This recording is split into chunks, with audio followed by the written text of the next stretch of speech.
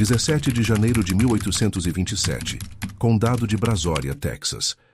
A noite fora densa de gritos, daqueles que se agarram ao ar como pano molhado, daqueles que fazem até o vento hesitar.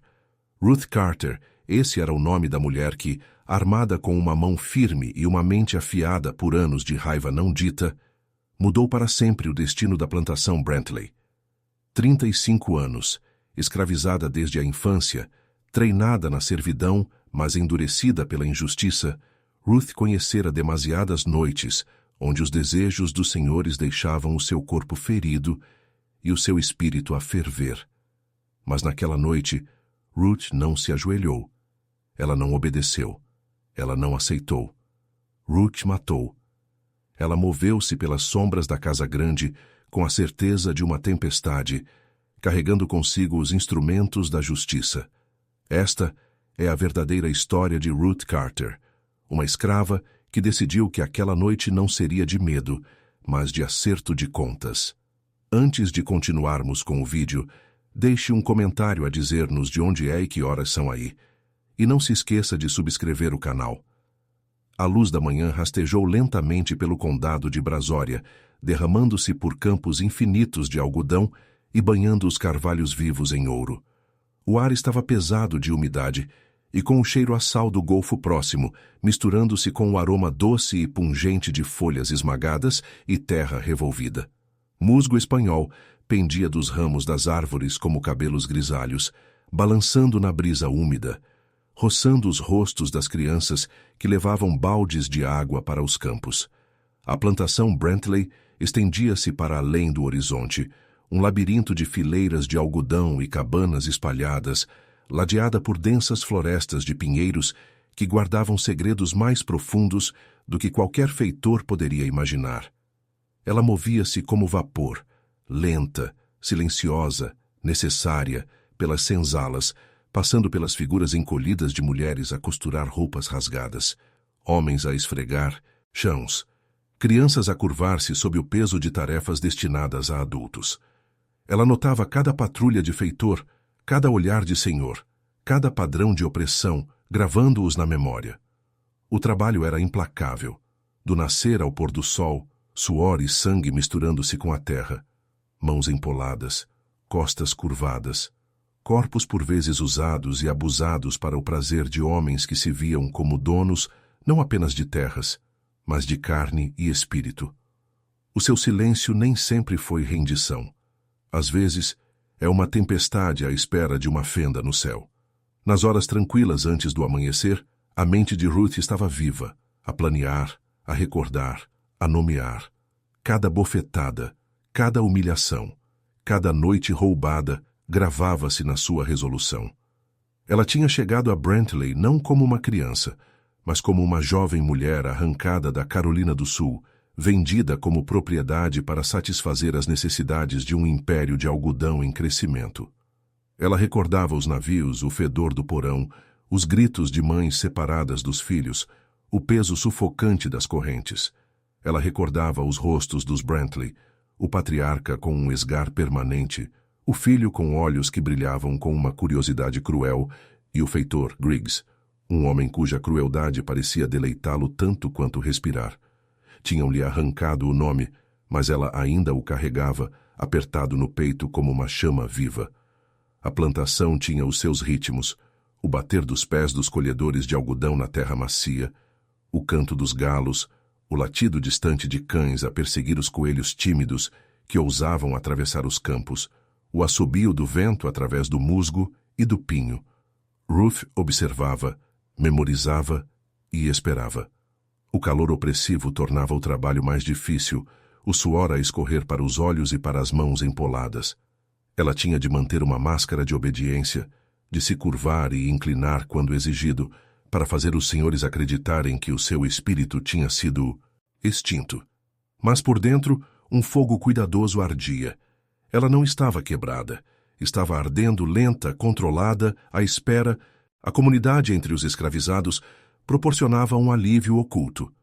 Momentos de dignidade humana em cabanas demasiado pequenas e apinhadas para conforto. Eles partilhavam histórias, comida e as mais pequenas rebeliões. Uma maçã roubada, um pacote de sementes escondido, uma oração sussurrada aos antepassados por força. Ruth mantinha-se perto de Mariah, uma mulher 10 anos mais nova, cujo riso era frágil, mas ousado, e de Isaiah, um homem que lhe ensinou pequenas formas de se mover sem ser vista, de se tornar uma com as sombras, de transformar o medo em estratégia. Essas relações eram tábuas de salvação. O seu silêncio nem sempre foi rendição. Às vezes, é uma tempestade à espera de uma fenda no céu. Mas a opressão apertava a cada nascer do sol. A crueldade dos Brantley não era meramente física, mas psicológica. Troçar, atribuir tarefas impossíveis, apontar falhas para lembrar a todos quem possuía quem. O feitor Griggs tinha o hábito de andar lentamente atrás dos trabalhadores. A bengala a bater no chão como um batimento cardíaco, à espera de um passo em falso. Ruth observava-o diariamente, aprendendo o ritmo, esperando o momento perfeito, contando as misérias como se fossem dívidas a serem pagas. Os ventos do Golfo traziam tempestades na primavera, furacões que faziam o algodão vergado pelo vento parecer ondas no mar. Ruth anotava os momentos em que a casa grande estava vulnerável, quando as portas eram deixadas destrancadas durante as rajadas, quando o orgulho do Senhor o tornava descuidado. Ela mapeou a casa na sua mente. Cada quarto, cada escada, cada tábua que rangia, cada dobradiça fraca. A sua estratégia era lenta, meticulosa e completa. As suas armas eram simples, mas mortais nas suas mãos. O atiçador de ferro da lareira, polido por décadas de uso, e a faca de trinchar da cozinha, afiada à perfeição. Não eram meras ferramentas, eram extensões da sua intenção, tão precisas quanto a sua memória, tão firmes quanto a sua resolução. Um por um ela os nomearia na sua mente e nas suas ações. Griggs, Brantley Jr., Brantley Sr. Ruth recordava frequentemente a Carolina do Sul, embora a memória parecesse tanto distante quanto aguçada pelo tempo. Ela recordava a densa umidade de Charleston no verão, o cheiro salgado no ar dos navios que transportavam tantos corpos escravizados, os gritos de mães e filhos separados nos pátios de leilões.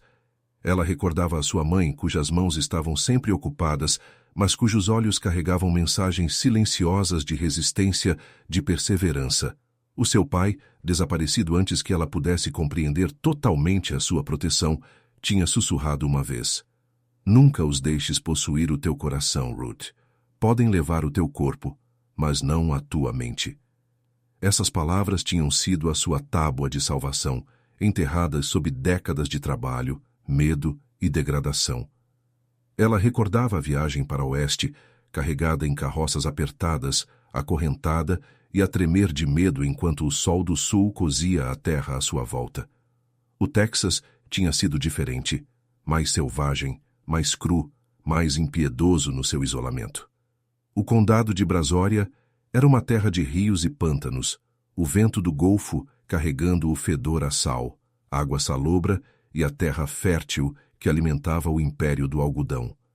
A plantação Brantley erguia-se como uma fortaleza naquela paisagem, as suas paredes caiadas de branco orgulhosas contra o verde denso das florestas circundantes. A vida na plantação era implacável. Ruth levantava-se antes do amanhecer, quando o ar estava denso e parado, carregando o cheiro pesado e doce da terra molhada e das flores de algodão. Ela carregava baldes de água para os campos, recolhia lenha e cuidava das cabanas dos escravizados, tudo isso enquanto mantinha um olho no feitor, Griggs, cuja bengala nunca estava longe do seu lado. As mulheres costuravam e cozinhavam.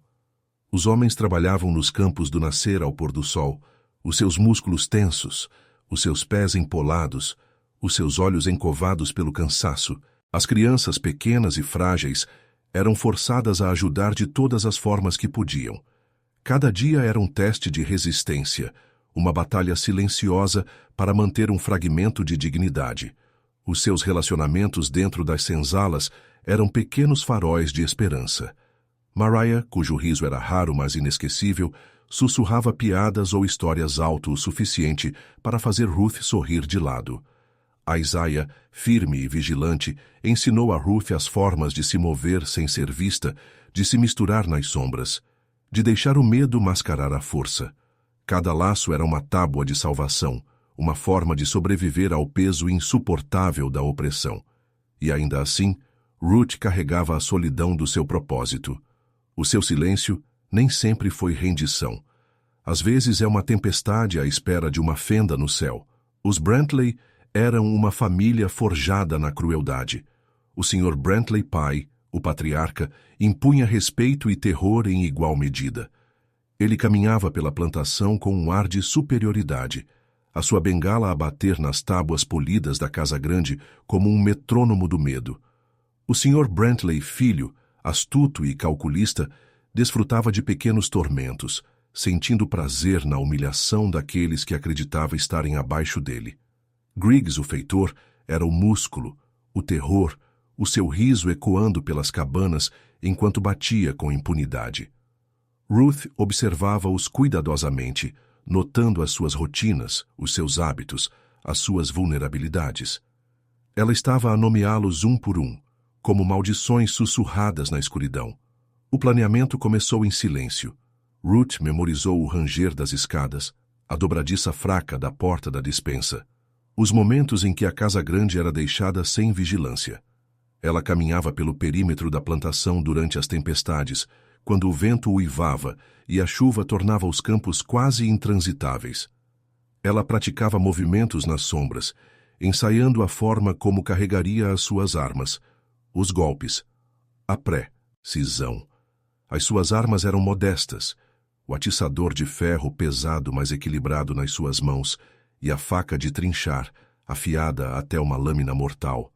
Cada ferramenta tornou-se uma extensão da sua resolução.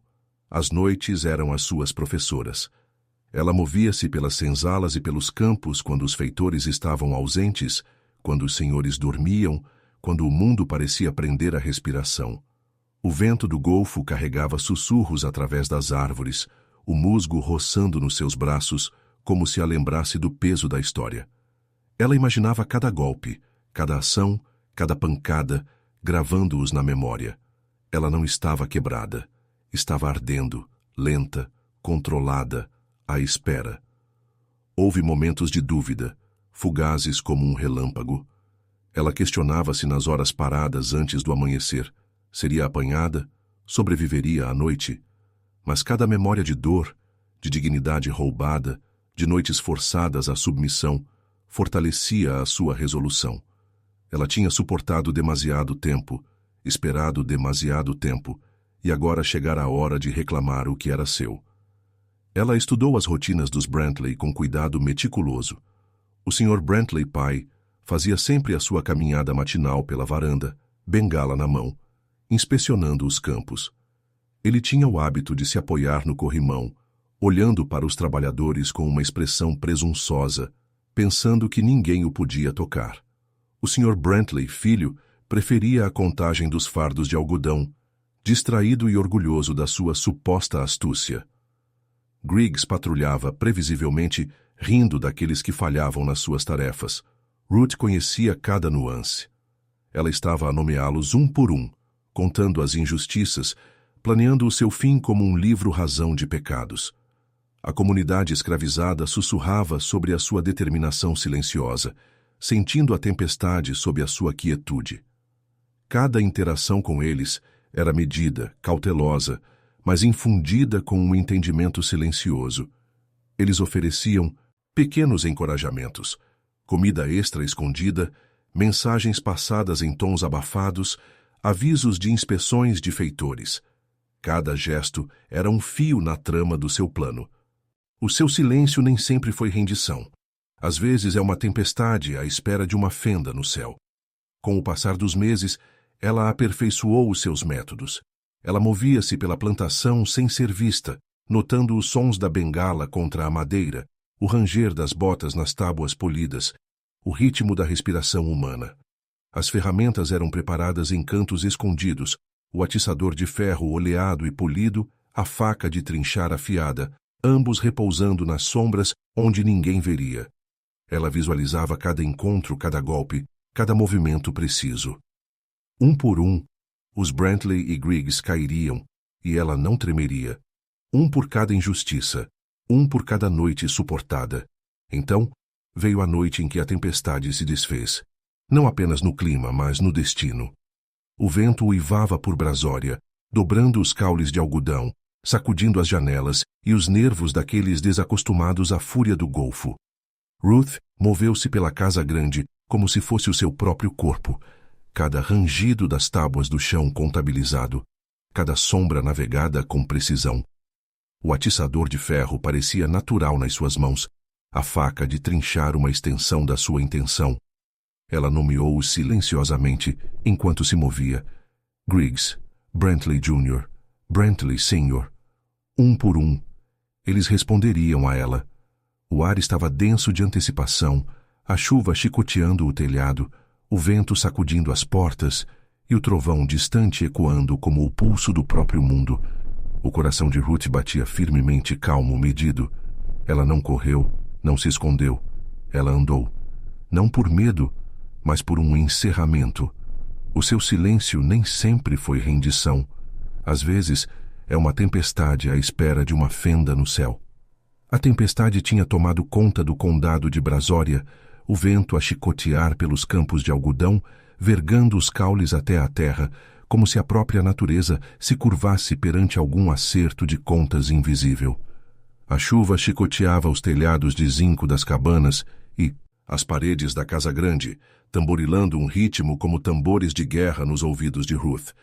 Ela movia-se como vapor, lenta, silenciosa, necessária, cada passo medido, cada sombra contabilizada. As suas armas, atiçador de ferro e faca de trinchar, repousavam nas suas mãos, extensões da sua vontade polidas e pesadas de intenção. Naquela noite, ela reclamaria o que lhe tinha sido roubado: dignidade, justiça e vingança. Griggs, o feitor, fora previsível por anos. Ele estava descontraído perto da lareira, rindo de um pequeno incidente causado por um trabalhador, a bengala a bater em cadência com a sua diversão.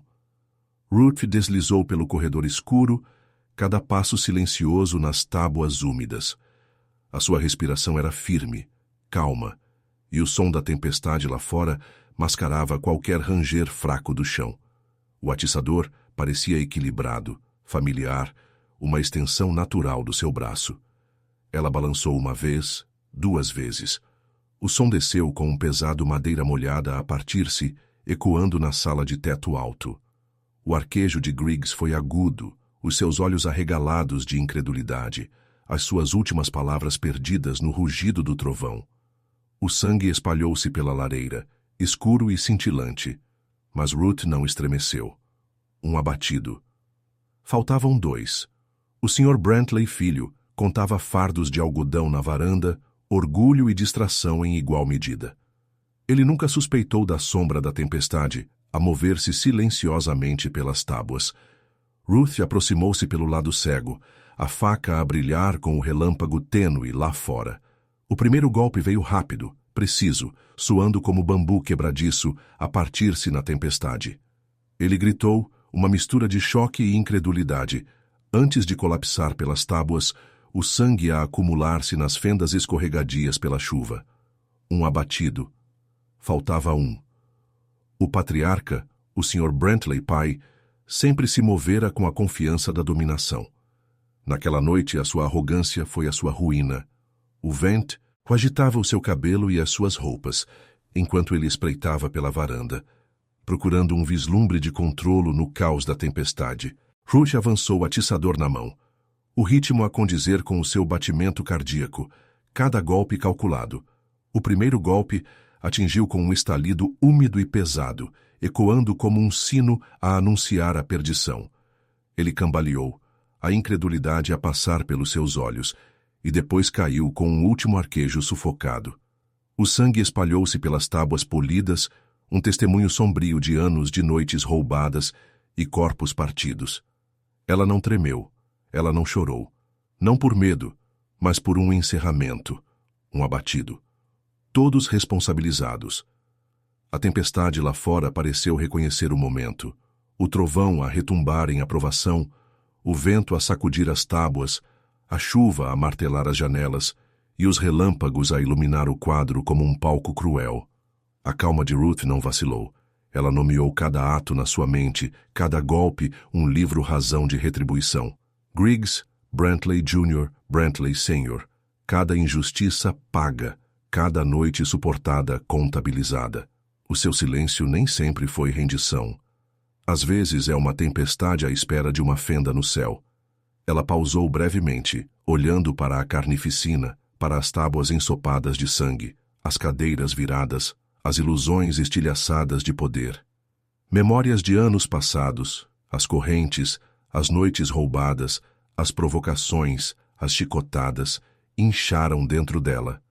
Cada golpe não foi apenas um ato, foi um nome reclamado. Um por um, as sombras dos seus opressores caíram na tempestade. Um por cada mãe, pai, filho cuja vida tinha sido diminuída sob o chicote. Um por cada promessa a si mesma de que ela suportaria, ela sobreviveria e ela agiria. Lá fora, a tempestade ficou mais forte. A chuva fustigava os campos de algodão, vergando os caules até rasparem a terra. Os ventos rasgavam os carvalhos cobertos de musgo, sacudindo a plantação como se a própria terra reconhecesse a justiça de Ruth. Mesmo o rio distante parecia agitar-se com a turbulência da noite, as ondas a bater nas margens em aplauso trovejante. Ruth moveu-se pela casa grande mais uma vez, verificando, confirmando, garantindo que nada restava do poder deles sobre ela. Ela não estava quebrada. Estava ardendo, lenta, controlada, à espera. No momento em que a primeira luz do amanhecer tocou o condado de Brazoria, a tempestade tinha passado, deixando um silêncio pesado e úmido por toda a plantação. Os corpos permaneciam, a evidência de anos de crueldade agora equilibrada pela precisão e justiça. Ruth não fugiu. Ela não implorou. Quando vizinhos e condestáveis chegaram, chamados por vozes brancas temerosas na cidade, ela caminhou até eles com calma certeza. Correntes prenderam os seus pulsos, mas o seu peso não podia comparar-se às décadas de injustiça que ela carregara. O julgamento foi um espetáculo, o tribunal pesado de umidade e tensão. Testemunhas descreveram os acontecimentos da noite com detalhes excruciantes. Os seus motivos foram questionados, a sua coragem condenada, mas Ruth permaneceu em silêncio. O seu silêncio nem sempre foi rendição. Às vezes, é uma tempestade à espera de uma fenda no céu. Os seus olhos, calmos e medidos, não refletiam senão determinação. A sentença foi rápida. Enforcamento. A execução foi realizada em frente a uma multidão reunida, tanto brancos quanto negros, que observavam com admiração, terror e respeito relutante. No entanto, entre os escravizados, a história espalhou-se como fogo. Sussurrada de cabana em cabana, tornou-se uma lenda. Ruth Carter, a mulher que se movia como vapor, que esperou, que ardeu, que os nomeou um por um, tornou-se um símbolo de coragem e justiça. Gerações depois, a memória de Ruth Carter perdurou. O ar do próprio condado de Brazoria parecia pesado de recordação. Ventos que varriam os campos de algodão carregavam a sua história. Os carvalhos cobertos de musgo testemunhavam em silêncio. Crianças de famílias escravizadas sus urravam o seu nome nos campos e nas senzalas, olhos arregalados, imaginando a sua sombra a mover-se pela tempestade. Um por um Griggs Brantley Jr., Brantley Sr., todos nomeados e responsabilizados, sentados com ela na memória dos oprimidos. Pesada de memória, a própria terra parecia respirar a sua lenda. Cada rajada de vento, cada ondulação através do golfo, carregava ecos da sua desafio. Ela tinha sido impotente aos olhos dos senhores, mas na verdade das suas ações, ela tornou-se poder encarnado, deliberado, necessário, preciso. Um por cada injustiça, um por cada noite suportada. Um por Ruth Carter. A primeira luz do amanhecer rompeu lentamente sobre o condado de Brazoria, pintando os campos de algodão molhados em tons de ouro e cinza. A tempestade tinha deixado o ar denso, pesado com o cheiro a lama, sal e o aroma doce e amargo da terra perturbada. Pássaros moviam-se cautelosamente, os seus chamados hesitantes sobre as folhas agitadas pelo vento, como se sentissem o peso da noite que havia passado. Ruth Carter não resistiu à chegada dos condestáveis. Ela não implorou. Ela não estremeceu quando os grilhões de ferro prenderam os seus pulsos. Ela caminhou firmemente, cada passo medido, deliberado, ecoando a calma certeza que ela carregara através da escuridão. Ela não estava quebrada. Estava ardendo, lenta, controlada, à espera. A jornada para o pequeno tribunal de Brasória foi tranquila. Os pés de Ruth pressionavam o solo úmido, deixando impressões tênues na lama. A chuva tinha deixado poças que espelhavam o céu cinzento, ondulando à medida que as rodas da carruagem dos condestáveis passavam por elas. Pessoas escravizadas em cabanas próximas encostavam os rostos às bordas das janelas e portas, observando em silêncio as suas respirações suspensas, corações a bater. O seu silêncio nem sempre foi rendição. Às vezes, é uma tempestade à espera de uma fenda no céu. Dentro do tribunal, o ar estava denso, úmido, pesado de expectativa. O pequeno espaço transbordava de espectadores, plantadores, as suas famílias e vizinhos ansiosos por testemunhar o julgamento.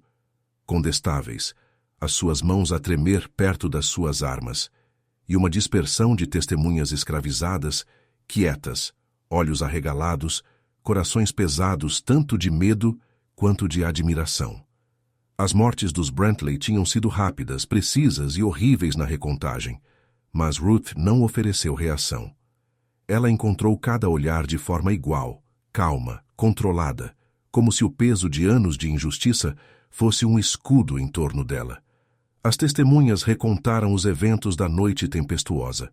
Elas falaram de Griggs, o seu riso silenciado a meio da gargalhada, do Sr. Brantley filho, abatido enquanto contava fardos de algodão, e do patriarca, derrubado com precisão, a sua bengala abandonada no corredor, ainda molhada da chuva. Alguns descreveram a cena com horror, outros sussurravam rumores de magia ou retribuição divina. Contudo, Ruth não disse nada, ouvindo cada palavra, cada acusação, cada interpretação. Ela tinha suportado mais do que este julgamento. O seu espírito permaneceu inquebrável. Argumentos voaram, vozes levantaram-se, especulação desenfreada. Foi vingança, loucura, justiça. Um plantador insistiu que a própria tempestade a tinha encorajado, enquanto o outro sussurrava que os escravizados tinham se tornado demasiado ousados, demasiado atrevidos. A presença calma de Ruth foi uma repreensão às suas suposições. Ela não se justificou, ela não explicou. O seu silêncio carregava mais poder do que as palavras jamais poderiam. A sentença foi inevitável. Enforcamento. A punição pretendia não apenas executar, mas avisar, apagar qualquer indício de desafio das mentes daqueles ainda escravizados. Contudo, mesmo enquanto a forca era preparada e o patíbulo erguido, a lenda de Ruth Carter cresceu. Entre os escravizados, a sua história tornou-se um hino sussurrado, um símbolo de coragem calculada e agência recuperada. Crianças repetiam o seu nome em tons abafados. Adultos falavam dela como alguém que se movera como vapor através da injustiça, nomeando os seus opressores um por um, transformando o medo em precisão, o desespero em ação. No dia da execução, a multidão reuniu-se, uma mistura de medo, admiração e fascínio amargo. Ruth subiu à plataforma, os seus movimentos deliberados calmos como se estivesse a caminhar pela própria tempestade. Ela não implorou. Ela não resistiu. Os seus olhos varreram a multidão, pousando brevemente em cada rosto, catalogando-os, nomeando-os, reconhecendo-os. As correntes tilintaram suavemente enquanto ela se mantinha ereta. Um por cada injustiça. Um por cada noite roubada. Um por ela mesma. A forca foi assegurada, a corda áspera contra a sua pele. A plataforma subiu. A multidão prendeu a respiração coletiva, e o olhar de Ruth desviou-se para fora, em direção aos campos, às margens pantanosas da plantação, aos carvalhos vivos cobertos de musgo que tinham testemunhado silenciosamente os seus anos de perseverança. O vento mudou, carregando os ecos distantes das ondas do Golfo, como se a própria natureza testemunhasse. Ela estava calma, ela estava firme, ela estava precisa. Então, a alçapão soltou-se. O corpo de Ruth caiu, o seu ato final tanto terminando quanto transcendendo. O som da corda apertou, estalando, o sutil farfalhar das folhas de algodão, o trovão distante. Tudo combinado numa sinfonia de finalidade e reverência. A multidão murmurou, alguns em horror, alguns em admiração relutante. Entre os escravizados, o conto de Ruth Carter transformou-se instantaneamente de mera história em lenda. A sua coragem tornou-se mítica, o seu nome um símbolo de desafio justo, sussurrado em cabanas, através dos campos e ao longo das margens dos rios. Nos dias e meses que se seguiram, as comunidades escravizadas do condado de Brazoria carregaram a sua história em reverência silenciosa. Mães contavam aos seus filhos sobre Ruth Carter, a mulher que tinha suportado e agido, que tinha nomeado os opressores um por um, que se movera como vapor, lenta, silenciosa, necessária. A sua lenda tornou-se entrelaçada com os ritmos da vida, os campos de algodão balançando, os pinheiros gemendo ao vento, as tempestades do Golfo que lembravam a todos que ali viviam tanto o perigo quanto a perseverança. A sua história viajou para além de Brazoria, por todo o Texas e para os condados vizinhos.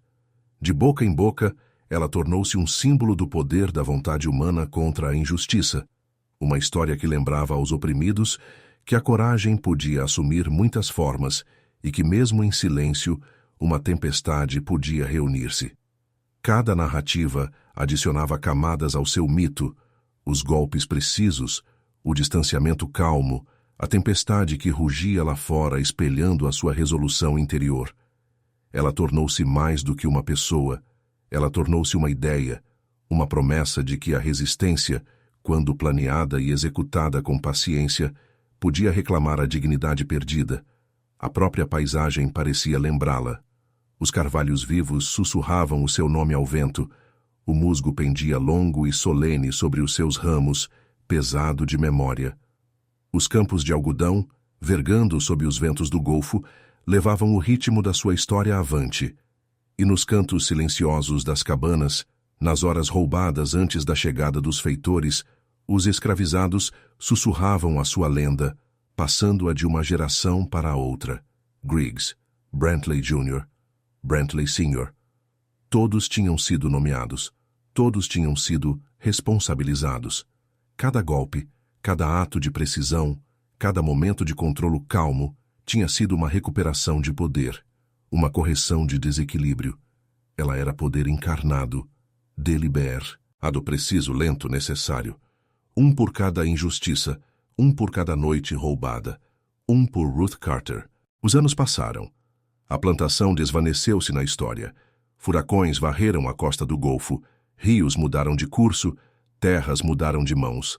A Casa Grande acabou por desmoronar-se, mas Ruth Carter permaneceu viva na memória, na lenda e na história. Pesada de memória, o condado de Brazoria respirava o seu nome em cada tempestade de vento, em cada extensão de árvores carregadas de musgo, na ondulação das águas do Golfo contra a costa. Ela tornou-se uma presença eterna, uma tempestade que não podia ser esquecida, uma medida do que a perseverança e a ação calculada podiam alcançar. A sua história ensinou gerações de escravizados e os seus descendentes que a coragem pode existir no silêncio, na precisão, na paciência deliberada, que mesmo quando o mundo parece possuir cada centímetro do seu corpo e cada momento da sua vida, o espírito pode permanecer inquebrável. Pesada de memória, com vento, com chuva, com os gritos do passado e os sussurros do futuro, Ruth Carter tornou-se lenda. Se esta história o comoveu, subscreva, goste e partilhe.